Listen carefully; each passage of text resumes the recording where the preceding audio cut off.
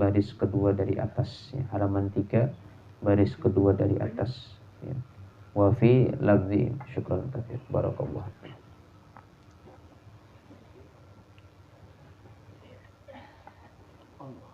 Baris kedua dari atas ya. Wa fi lafzi Yasin.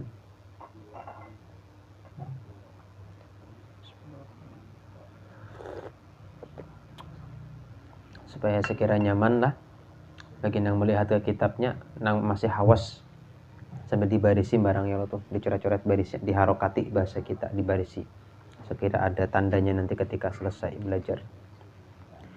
Qala radhiyallahu anhu wa fi lafzi Yasin, dan di dalam lapas Yasin itu sendiri khamsatu aqwalin, ada 5 pendapat. Jadi arti Yasin tuh Pak Ai masih diperselisihkan, ada 5 pendapat. Qala ba'dul mufassirin, berkata oleh sebagian ahli tafsir, ulama mufassirin, Yasin, apa arti Yasin? Arti Yasin adalah ya insanu. Ya, arti Yasin itu apa? Ya insanu. Artinya tuh ya itu wahai, insan itu artinya manusia. Ya insanu. Kenapa artinya Yasin tadi adalah ya insanu, ya bahasa kita wahai manusia. Wa adatul arabi, ya, sudah menjadi adat atau tradisi orang Arab, karena ini bahasa Arab Al-Quran. Annahum, bahwasanya mereka orang Arab itu ya'khuduna min kulli kalimatin harfan. Mereka itu meringkas dari setiap kalimat itu menjadi 1 huruf. Ya, kalau kita di dalam bahasa kita juga ada namanya kata-kata singkatan, namanya akronim. Ya, diambil daripada ya 1 kalimat itu 1 hurufnya aja nang diambil. Ini adatnya orang Arab seperti itu dan menjadi kebanggaan. Menjadi kebanggaan. Yasin artinya ya insanu. Summa kemudian mereka itu yatalaffadzuna bihi, melafazkan, mengucapkan dengan 1 huruf itu, wa ya'khuduna min ya'in nida, dan mengambil mereka daripada ya nida, ya huruf munada dalam ilmu nahwu, ya wa minal insani sinan, dan diambil daripada kata-kata sin tadi adalah daripada kata-kata insan tadi diambil akan sinnya. Jadi ya panjang ya, diambil ya-nya aja, insanun, nah sinnya nang diambil. Diringkas jadi ya dengan sa. Nah, bacaannya apa? Yasin. Nah, itu. Wa qala ba'duhum, itu pendapat yang pertama. Arti Yasin adalah ya insanu. Wa qala ba'duhum, dan pendapat yang kedua, Yasin, arti Yasin itu apa? Ismun min asma'il Qur'an, 1 nama daripada beberapa nama Al-Qur'an. Kan kita sudah andai kata nuzulul Qur'an kan kita apa? Sering ngaji di masjid-masjid apa? Bahwasanya Al-Quran tuh banyak namanya.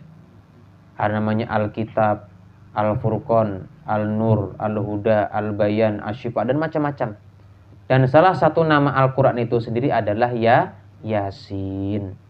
Itu pendapat yang kedua. Yasin itu ismun min asma'il Quran. Nah, ulun himung jualah, merasa senang lah pengajian ini, lamun apa? Banyak nambah kitab, akhirnya fokus lah. Masya Allah, nah ibarat ya orang Banjar tuh napa, hati ini rasa berbunga-bunga. Nah, kalau nyapa pengajian itu melihat jamaah ini mengambil ke kitab ya. Orang Banjar tuh mendabit, mencatat yaitu kitab ya. Berbunga-bunga ban hati, nah rasa himung benar. Mudah-mudahan ada aja berkahnya kena. Dengan berkat kita mau mengaji kitab, anak kita barang nang bisa membacanya kitab. Nah, kami kayak inilah, pengajian kayak inilah, rasa beberkah benar. Ulun pang nang merasakan rasa beberkah benar lah. Ulun nang merasakan, entah sampian lah nang memegang kitab inilah dengan nang hadir di sini. Ulun nang merasa rasa beberkah benar. Ini berkah itu di perasaan Pak lah, yang bukan di fisik. Nah,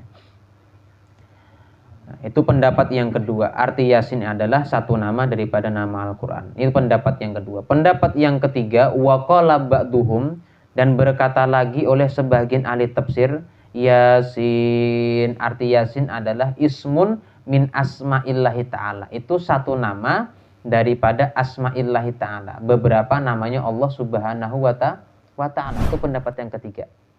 Jadi pendapat yang pertama Yasin tadi artinya wahai manusia.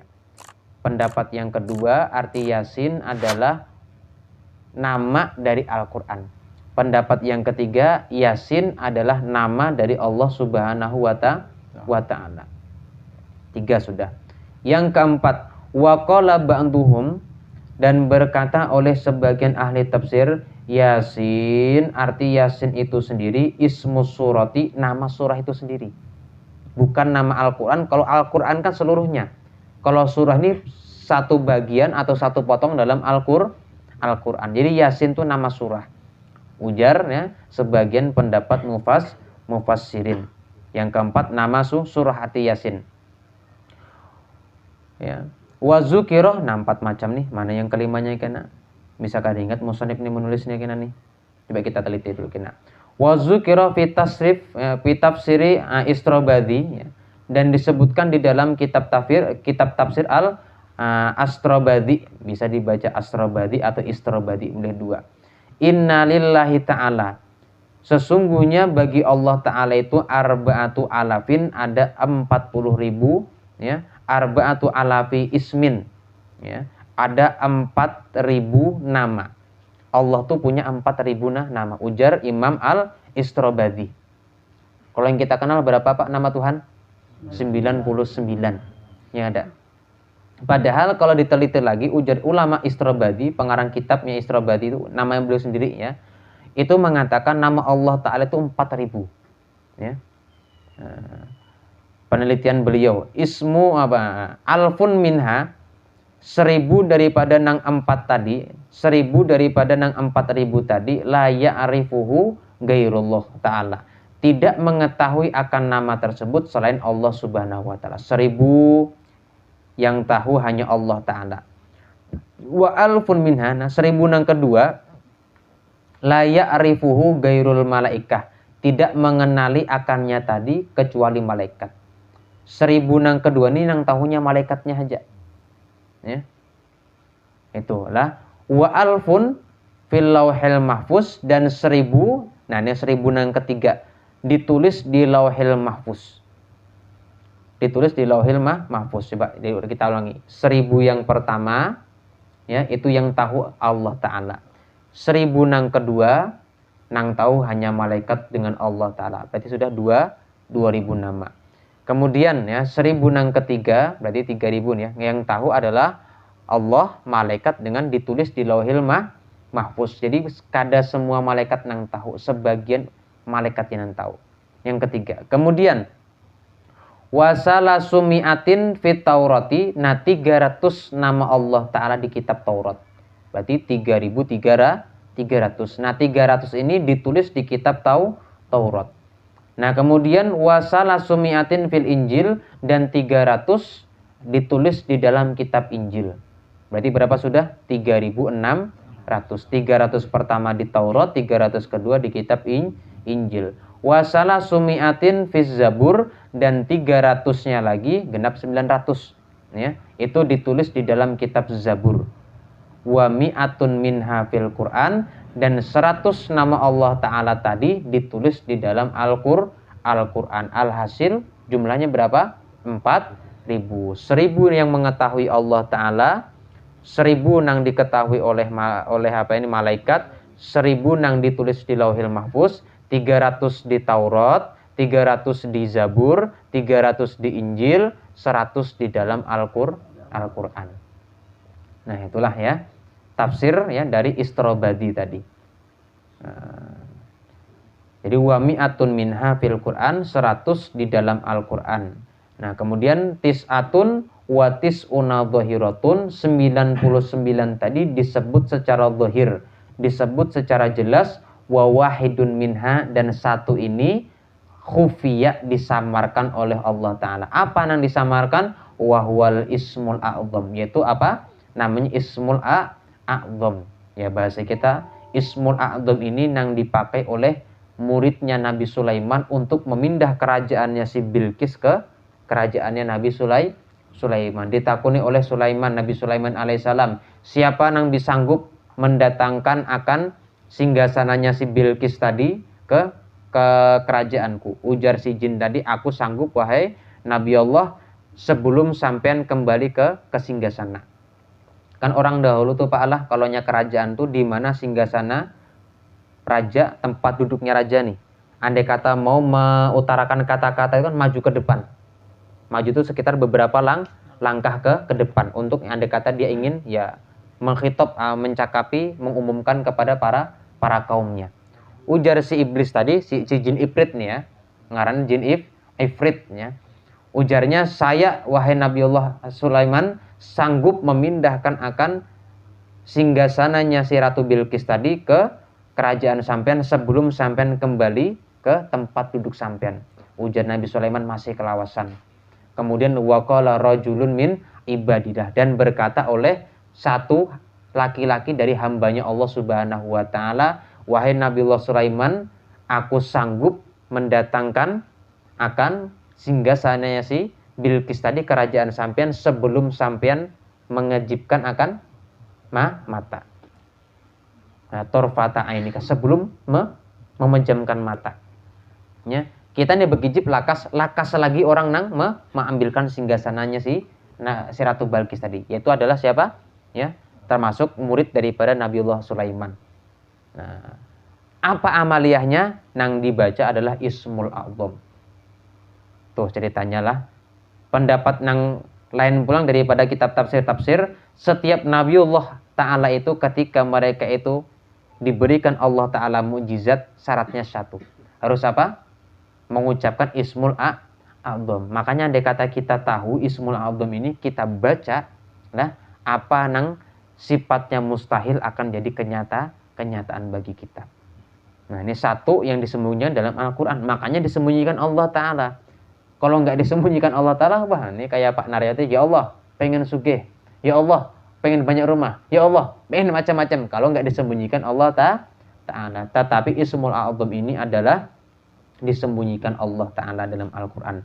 Jadi 100 dalam Al-Quran nama-nama Allah Ta'ala tadi, ya 100 tadi yang disamarkan satu, sisanya 99 ditulis dalam Al-Quran. Itu apa? Jadi Asmaul Husna, ya. Mana tadi tuh? Khufiya wa huwa Ismul A'zam la ya'rifuhu illal anbiya wal mursalun. Tidak mengerti akan itu Ismul A'zam tadi kecuali para nabi-nabi dan para rasul-rasul. Ini yang tahu cuma para nabi dan rasul yang tahu Ismul A'zam tadi. Nah, itulah jar guru kita ada namanya Allahumma, ada yang mengatakan Rabbana, ada yang mengatakan Allah. Intinya ala kulli hal, ya, yang tahu cuma para nabi dan para rasul, ya. Titiknya. Kemudian ya, tafsir daripada ala siratim mustaqim, lanjutan kemarin, innaka laminal mursalin, ya, sesungguhnya engkau wahai Nabi Muhammad termasuk daripada orang-orang atau termasuk daripada rasul utusan Allah Ta'ala. Utusan tadi apa? Ala siratim mustaqim, kepada jalan nang lurus.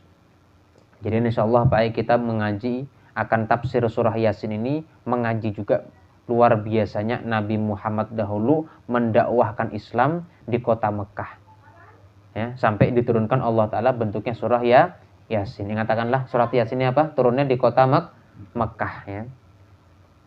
Nah, sekarang fungsi dari Nabi Muhammad diutus kepada kita tadi apa?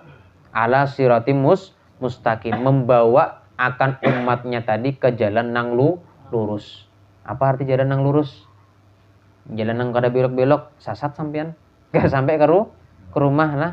Nah, kok ada Pak Wajidin tadi, andai kata mulai pondok lurus terus bisa kada sampai. Apa gerang arti jalan nang lurus tuh Pak Ai? Al muradu minas sirati, yang dikendaki daripada jalan nang lurus, yang bisa dicatatnya. Arti siratal mustaqim itu apa? Dinul Islam, yaitu agama Islam, itu kandungannya. Jadi siratal mustaqim itu tafsirnya adalah agama Islam, dinul Islam artinya. Yakni, nah, jadi kesimpulan tafsirnya kayak gini. Ya Muhammad, wahai kekasihku Muhammad, ujar Allah Ta'ala, innaka laminal mursalin, sesungguhnya engkau termasuk Rasul Allah Ta'ala. Wa dinuka dinul haq, dan agama engkau wahai Muhammad yaitu agama yang paling benar. wal islamu wal kufar, dan orang Islam dan orang kafir tadi ala dinin batil, ya, atas agama yang batil, yang salah, ya. Nah, itulah Allah sawab, ya. Wa dinuka dinul haqi dinul Islam. Titik itu. Wawunya itu apa? Din, ya. Ini ada salah cetak aja di sini lah. Ya kayak itu Pak mengaji kitab ini biasanya apa harus apa sahabat Pak Abdul Bari? Salah cetak ya Pak itu ketahuan, bukan wal Islam. Karena kata kita katakan dan Islam tuh ya bahasanya rusak jadinya. Wa dinuka dinul haqi dinul Islam. Ya. Dinul Islam. Ya, dinul Islam. Wa itu diganti din. Sebagaimana tafsir yang di atas tadi, arti adalah Siratal Mustaqim tadi adalah dinul Islam. Jadi artinya dan agamamu adalah wahai Muhammad adalah agama yang benar, agama Islam. Titik. Nah, kemudian wal kufaru ala dinin batilin, dan orang-orang kafir ini di dalam agama yang batal, agama yang salah. Nah, itulah Allah Ta'ala ini bahasa kita mentasliyah, menghibur akan Nabi Muhammad.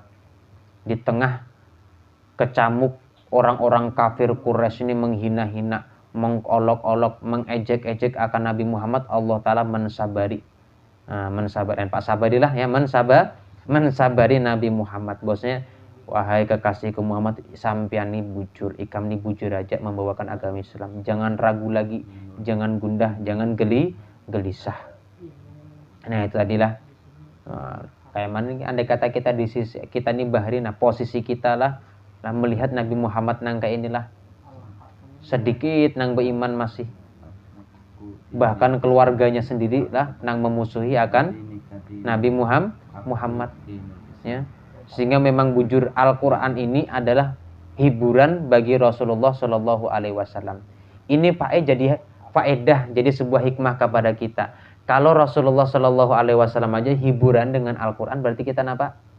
Kalau kita membaca Al-Quran, pasti hati kita akan dihibur oleh Allah Subhanahu Wa Taala. Sehingga ada amaliyah, kalau sampean galau baca Quran, ingat akan ini adalah kalam dari Allah Ta'ala. Pahamkah kadakah sampean ini daripada kalamnya Allah Subhanahu Wa Ta'ala? Pasti hati sampean senang. Ya. Karena Rasulullah Shallallahu Alaihi Wasallam sendiri, andai kata hatinya galau itu apa? Nang dibaca Al-Quran. Andai kata malas baca banyak, ambil satu surah nang sampean apa ini, nang sampean apa? Hafal, nang tahu terjemahnya, ulang-ulang terus.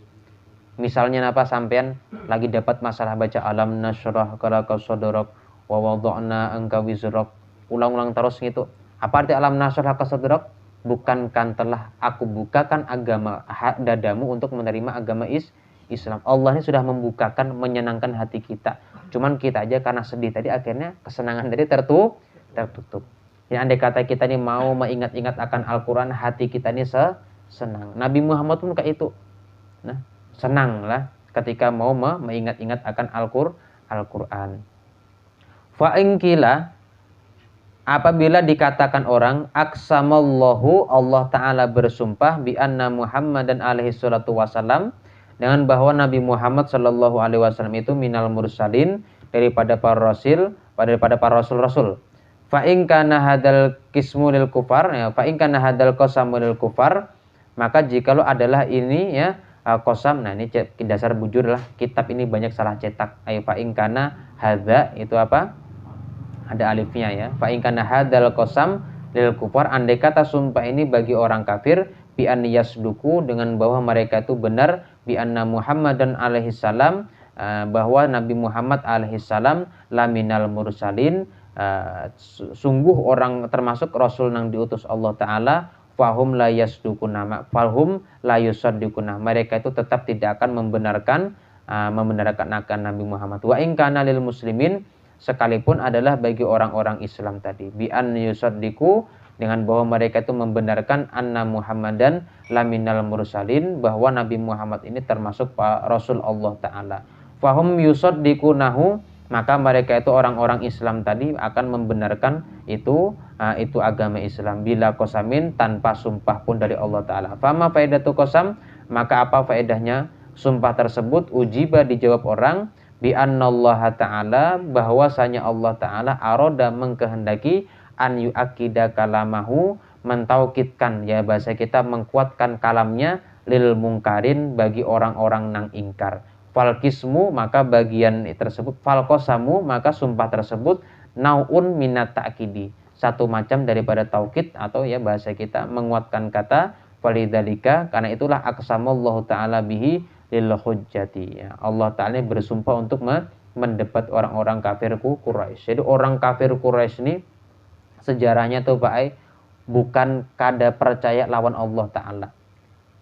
Jadi salah andai kata orang ulama yang berpendapat orang kafir di zaman Nabi Muhammad tuh kada kenal dengan Allah Ta'ala, tuh salah. Nah, ini sedikit buka sejarahnya lah. Jadi orang kafir di zaman Nabi itu Pak lah, ngerti dengan Allah Ta'ala.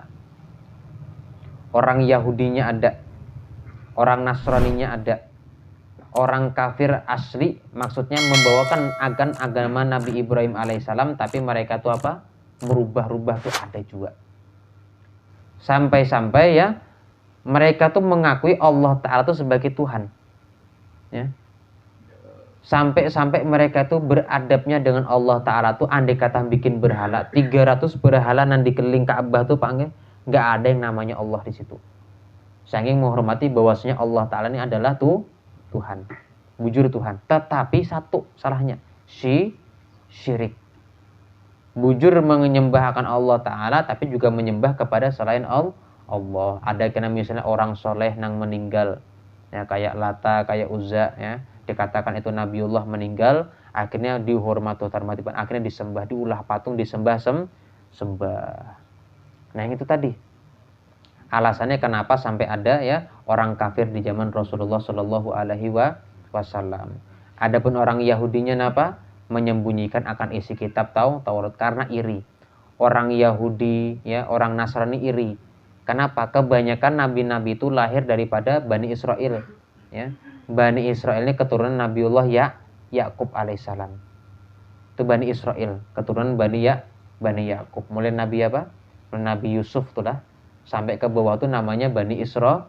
Termasuk ya Bani Israel itu ya Musa dengan Harun. Ya. Jadi mereka tuh menghadang-hadang benar setelah Nabiullah Isa diangkat ke atas langit oleh Allah Subhanahu wa taala. Wah, semua para Yahudi, Nasrani ini berharap benar apabila diutus Rasul lagi. Bahkan sifatnya Nabi Muhammad ini sudah ditulis secara detail di dalam kitab Taurat, di dalam kitab Injil, bahkan Zabur dan sub-sub Nabi yang lainnya. Tetapi harapan mereka ada sifat rasisme. Apa rasisme? Pasti kena Nabi akhir zaman dari golongan kami. Ya, Bani Israel akhirnya dibatalkan oleh Allah Ta'ala.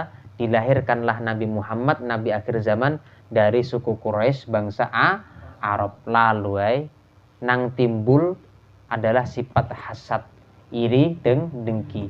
Sifat hasad, iri, dengki ini memblokir keimanan mereka untuk percaya dengan kebenaran. Sampai disifati dalam Al-Quran orang Yahudi dengan Nasrani ini mengenali ya akan Nabi Muhammad ini lebih kenal daripada anaknya sendiri. Ya. Itu orang dahulu itu saking merindukan Nabi akhir zaman, yakin berjanji hendak beriman, hendak mendukung dakwanya. Jangan sampai kejadian kayak Nabi Isa lagi, kata nabi-nabi sebelumnya, karena mau mengganggu. Tapi gara-gara Allah Ta'ala membuat fitnah, suatu ujian, ini Nabi tadi aku kada hendak utusnya dari bangsa mereka. Kenyamanan, nggak ada ujiannya. Akhirnya diutuslah dari bangsa Arab. Akhirnya banyak nang gengsi, banyak nang apa? Mengingkari lawan Nabi Muhammad, bahkan memusuhi dan memerangi. Jadi memeranginya mereka itu bukan atas dasar apa? Atas dasar Nabi itu masih diragukan, bukan. Mereka tuh mau memerangi akan Nabi Muhammad bukan karena keraguan kenabiannya, tapi apa? Dengki, behiri, bahwa Rasul ini kok bukan di golongan kami. Nah, inilah bahayanya pai iri dengki. Iri dengki ini kalau masuk ke hati, kebenaran tuh kadamu datang. Nah, ini bahayanya lah. Kalau kita di hati ini ada iri dengki, jangan sampai ada. Nang bubuhan mengatur masjid, jangan sampai iri dengki. Nah, supaya jangan iri dengki, kita perlu punya pemahaman. Ini kita tanamkan dalam diri kita. Kebaikan itu jangan dijadikan profesi. Kan proyek panggil profesi. Ya. Kebaikan itu jangan sampai dijadikan profesi. Ya. Karena kalau kebaikan tadi dijadikan profesi, akhirnya orang banyak mencari akan hasil daripada profesi itu sendiri. Nah, pokoknya kalau dakwah harus ulama, kalau keamanan harus polisi, kalau kebersihan harus tugas kebersihan, andai kata tugasnya harus di kebaikannya dibikin apa per bagian-bagian, itu jangan sampai kayak itu. Ya. Kalau kayak itu timbul kan muncul dengki. Wah, itu kan tugas Anu bukan tugasku. Nah, karena kayak itu. Nah, sekiranya nyaman kita ini kebaikan ini jadikan sebagai kebutuhan. Kita kalau hendak berbuat baik, kita kalau hendak membantu orang lain, kita nang butuh. Kita nang perlu, bukan orang lain nang membutuhkan bantuan kita. Ya. Kita berhadiah, kita bersedekah, kita berzakat, itu jangan sampai niatan kita membantuinya. Tapi kita nang butuh supaya sedekah kita diterima. Bayangkan andai kata akhir zaman kena. Rasulullah tuh menyempatkan kita apa? Di akhir zaman ini orang Islam sugih berataan. Sampai zakat ini bingung kemana menandak menyalurkan akan zakat. Nyamanlah kayak itu. Kada nyaman. Tuhan menutup pintu sedekah. Tuhan menutup pintu amal jariyah. Apa gesan sang kita di akhirat? Kada ada sama sekali. Ini gara-gara apa ya? Gara-gara kebaikan tadi dijadikan profesi. Jadi jangan sampai kayak itulah. Pokoknya kita sudah kepekaan, keprihatinan apa kebaikan, kita nang butuh lawan kebaikan tadi. Jangan sampai kita menghadang orang lain itu nang menggawi. Nah, caranya kayak itu. Nah, jangan sampai ini tugas ikam bebinian sebagai istri. Ini tugas anak, jangan sampai kayak itu. Lihat cucian lebih kotor kita waktu santai, bin lagi koyuan, sudah kita cuci sendiri. Jadi kadada iri dengki itu muncul. Ya, gengsi itu muncul tuh bisa kadada lagi. Kalau setiap kebaikan tuh kita jadikan sebuah kebutuhan. Ya, ini kadang kita kayak itu memblokir ini bagian si istri, tugas ini, tugas si anak, itu tugasku. Intinya kalau kita santai, kita bisa sanggup gawi. Ya, jadi di situ lagi kena kadada kayak berhiri-hiri dengki itu kadada lagi. Nah, ingatakanlah kita nang membutuhkan kebaikan, bukan kebaikan nang membutuhkan dengan kita. Itu ingatakan benar. Nah, supaya jangan sampai kita ini salah kaprah, ya. Sama nang kayak hadiah. Ulun ini dilatih perguruan, Pak supaya jangan mudah, jangan nyaman menerima akan hadiah. Ya. Karena apa? Karena hadiah di zaman sekarang dengan zaman Rasul itu berbeda prinsip. Ya. Karena prinsip Rasulullah itu apa? Tahadu, tahabu. Hendaklah kalian saling bertukar hadiah supaya kalian saling mencintai. Tujuan hadiah itu apa? Menyenangkan. Apa tujuan hadiah? Tujuan hadiah ini untuk melahirkan rasa cinta kita lawan orang yang kita beri. Ini hadiah yang seharusnya, Pak. Makanya ada hadiah, ada soda. Kalau sedekah itu membantu orang lain, menyenangkan orang. Kita senang kada atau Allahu alam. Yang penting apa? Orang senang. Kita sakitkah, kita apa? Kurang duitkah, itu kayak kada dipikir lagi. Itu sedekah. Makanya kita kata-kata sedekah itu apa? Masih apa? Dipakai orang-orang awam. Tapi kalau kata-kata nang sopan itu hadiah. Karena fungsi hadiah tadi apa? Untuk menimbulkan hasrat cinta kita kepada orang yang kita beri. Contoh seperti Imam Hasan Al-Basri, ya tabi'in. Beliau ketika ada orang yang mendengki, Pak. Nah, beliau ulama masyhur, ulama terkenal. Nah, sangat dicintai banyak makhluk. Ada orang yang benci dengan beliau. Kemudian tergelitik dalam hati beliau, wah orang ini kurang ajar. Kok membenci akan aku ini orang yang ulama macam-macam. Akhirnya ada suuzon, ada merasa kecewa dengan orang yang benci dengan beliau tadi. Apa tanggapan beliau? Ambil anggur, ambil kurma, kumpulkan dalam bahasa kita dan bagi keranjang, antarkan ke rumahnya. Ulun berhadiah dengan sampean. Ujar beliau, kenapa? Aku ampun maaf. karena aku timbul suuzon, sangka jahat, benci kepada sampean. Supaya hilang, aku bersedekah dengan sampean. Aku berhadiah dengan sampean. Akhirnya setelah itu apa? Rasa benci tadi hilang. Itu fungsi hadiah. Hadiah dahulu itu untuk menanamkan cinta kita kepada orang yang kita hadiahi. Makanya kada boleh kita bersedekah dengan ulama kasar. Apalagi zakat. Kepada para habaib, kepada tuan guru, kepada ulama itu jangan sodakoh, jangan zakat. Itu kasar bahasanya. Karena seolah-olah kita tuh yadul uliya, ulama habaib guru itu yadus sufla. Kita tangan di atas, inya tangan yang di bawah. Ada adab-adabnya. Kalau hendak menjulung memberi kepada tuan guru atau kepada ulama atau kepada habaib, hadiah. Karena fungsinya supaya kita cinta dengan beliau. Nah, di situ bedanya tadi. Nah, ujar guru kita, yuk, karena andai kata sudah bermasyarakat, jangan mudah menerima pemberian orang lain. Kenapa? Hadiah di zaman sekarang sudah disalahgunakan. Hadiah di zaman sekarang apa, Pak? Untuk mengikat supaya orang tadi berbuat baik kepada kita. Muntung kita ini kadang manan, kadang mau ungkit-ungkit akan pemberian, tapi hal kita, kelakuan kita mau ungkit-ungkit akan pemberian tadi. Ujar Nabi Sedekatul man sedekahnya orang yang manan ini, yang suka mau ungkit-ungkit, bukan dapat pahala tapi dapat dosa. Batal pahala sedekahnya. Ini sedekah zaman sekarang sampai dipesani kita guru Yuni. Yuk ingatakan al-insan abdul ihsan. Manusia itu menjadi hamba bagi orang yang berbuat baik atau memberi jasa lawan kita. Ya kada? Ya. Kenapa sampean takutan lawan bos? Kenapa? Karena sampean dapat jasa itu berupa bentuk gaji yang mencukupi per bulan ataupun per tahun sampean. Makanya takutan sampean. Ya.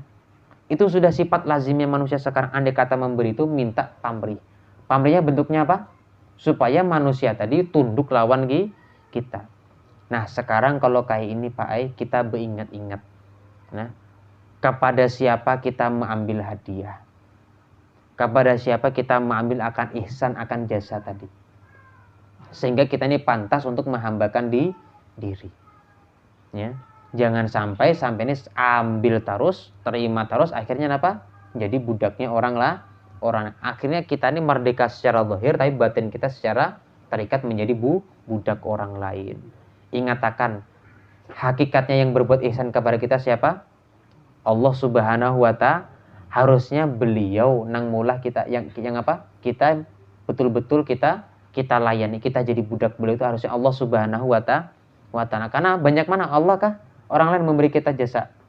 Bahkan jasanya orang lain pun juga kehendaknya daripada Allah Subhanahu wa Ta'ala. Kebaikan yang kita terima dari orang lain tersebut juga asalnya dari Allah Subhanahu wa Ta'ala.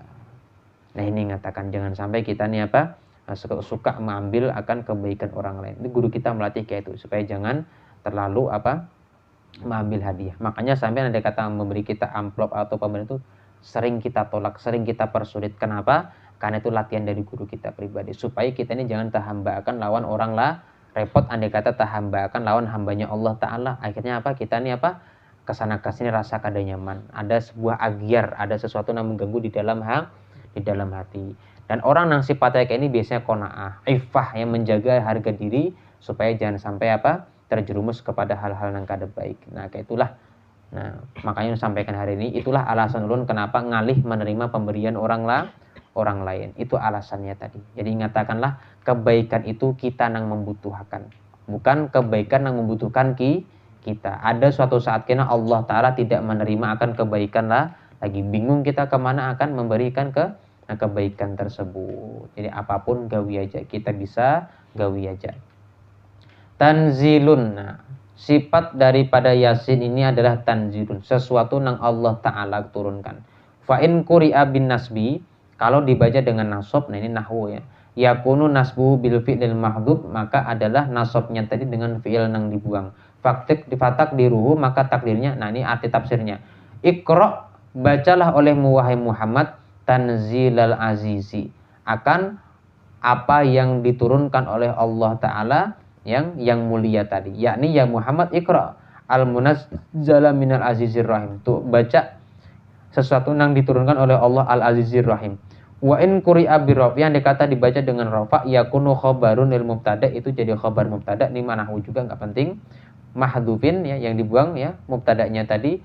Fatak diru takdirnya hadzal Qur'an, ini Al-Qur'an munazzalun alaika, diturunkan kepada engkau biwasitati Jibril alaihi salam, dengan perantaraan Jibril alaihissalam, minallahi, daripada Allah Ta'ala. Nah, Al-Azizi, arti aziz itu apa? Tanzilal azizir rahim. Tanzil itu artinya Al-Quran yang turun, Al-Azizi, daripada Allah Al-Ghalib, Allah yang selalu menang, Allah nang perkasa.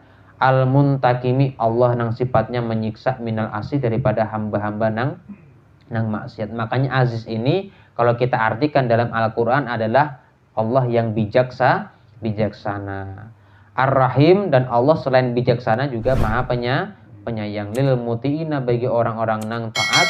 Faqra' ya Muhammad, maka bacalah wahai Muhammad, hadzal Qur'ana, akan ini Al-Qur'an, lil mungkirin, bagi orang-orang nang ingkar kepada Al-Qur'an, hatta yasma'u kalami, sehingga mereka itu mendengar akan kalamku, wa yakhafu minni, dan takutan kepadaku, wa yaji'u ilal insafa, wa yaji'u ilayya al insafa, dan mereka datang menuju aku dalam keadaan insaf, sadar kepada Allah Ta'ala. Jadi Al-Quran ini andai kata kita pahami, itu mulai kita sadar di hadapan Allah Subhanahu wa Ta'ala. Itulah. Nah, jam setengah, 10 sudah, nah sedangnya sudah ya kalau tuh. Ayo pesan ulun terakhir lah ini, Al-Quran ini Pak Allah ya, paham ataupun kada paham, kalau bisa kita baca. Ya, ini sering saya katakan dulu berulang-ulang. Nah, kita kalau membaca surat daripada orang yang kita cintai, biasanya kita lebih senang. Ya, dibaca berulang-ulang ya. Barangkali sampai ini wah ini ada yang menyimpan surat cinta daripada istrinya Bahari. Barangkali masih ada saking takut kehilangan. Nah, sekarang ini kita diberikan surat dari Allah Subhanahu wa Ta'ala, yaitu Al-Quran. Jangan sampai kita nih lebih cinta mendengari kalamnya makhluk dan tidak suka mendengar akan kalamnya Allah Subhanahu wa Ta'ala. Ingatkan 4 ijazah yang sudah kita sampaikan. Kalau bisa sehari semalam ini jangan tertinggal. 1, membaca Al-Quran walaupun 1 ayat. Yang kedua adalah membaca sholawat. Minimal berapa? Ya sudah, andai kata kada kawan yang fardu-fardunya aja. Sholawat sekali kah, 10 kali kah, minimal pada 300 kali dalam sehari. Yang pendek-pendeknya aja. Al-Quran, sholawat, kalaupun bisa baca dalail, baca dalail. Itu sholawat yang azam, sholawat yang paling besar. Yang ketiga adalah amalakan membaca istighfar. Sekurang-kurangnya 100 kali. Yang terakhir adalah membaca zikir la ilaha illallah. Perbanyak aja sisanya. Ya. Jadi apa? Qurannya sudah, istighfarnya sudah, tinggal sampai gonta-ganti aja la ilaha illallah dengan salawat, sama aja. 4 zikir ini jangan ditinggal dalam seharian. Al-Quran, salawat, istighfar dengan la ilaha illallah. Kalau kita malas berzikir, kita malas beribadah, minimal 4 macam ini. Sedikitkah banyak? Sedikit benar lah. Ya.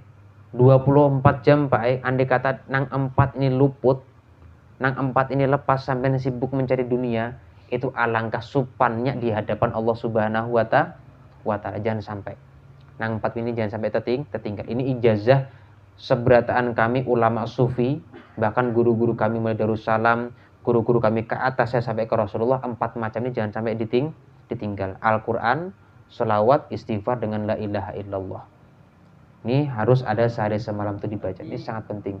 Al-Quran, sholawat, istighfar, tahlil, zikir la ilaha illallah. Nah, ada nang syuhudnya ke Nabi, makanya suka membaca sholawat.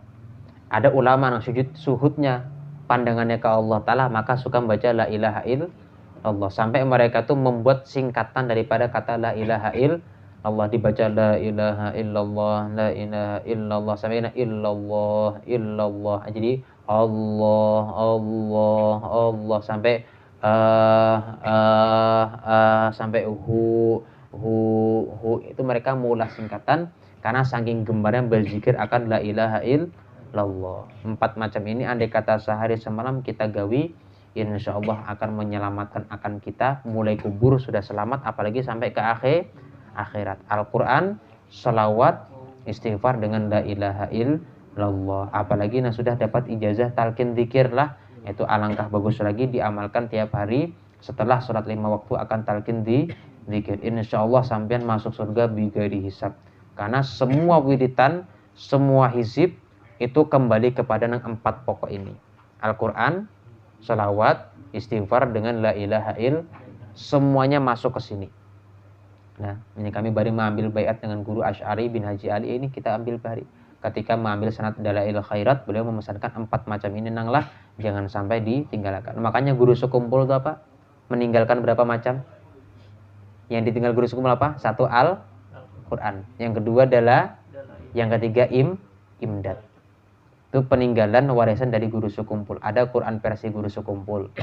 Ada Dalail itu namanya selawat. Selawat di zaman sahabat, di zaman tabi'in itu dikumpulkan dan diringkas di dalam kitab namanya Dalailul Khairat. Jadi andai kata ada selawat yang tidak didapatkan di Dalailul Khairat, itu salawatnya orang mutaakhirin, orang yang baru-baru aja. Salawatnya orang bahari, orang dahulu itu ditulis dalam kitab Dalailul Khairat. Itu kalau bisa dibaca juga ada kitabnya. Yang ketiga ada imdad. Imdad ini wiritan guru sekumpul. Apakah wiritan mulai pagi sampai ke malam. Ya, andai kata ringkas saja, intinya imdad tadi mengajarkan kita supaya berzikir. Inti zikir itu apa? Minta ampun dan kembali kepada Allah Ta'ala. Minta ampun itu istighfar, mengembalikan semua kepada Allah Ta'ala, itu namanya zikir la ilaha illallah. Nah, itulah yang lupasakan supaya apa? Sehari semalaman ini kita jangan sampai tertinggalkan apa yang seharusnya penting bagi kita. Terkadang kita ini mikirkan hal yang kada penting lah, sana sini akhirnya apa?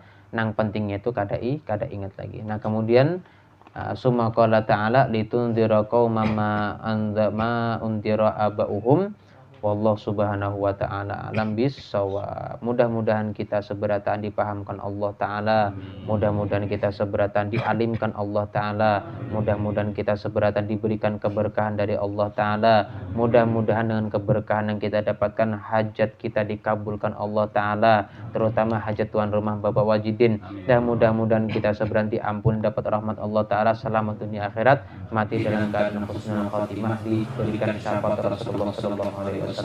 Ala hadiniyah al-Fatihah. Bismillahirrahmanirrahim.